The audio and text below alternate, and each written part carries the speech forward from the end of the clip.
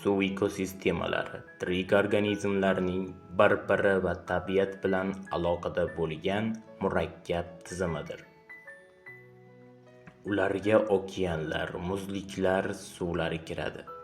Yer yuzining 70% dan ortig'i suvlikdan iborat. Suvda mayda planktonlardan tortib yirik kitlargacha, shuningdek suv ostida yashaydigan bentos organizmlar ham uchraydi.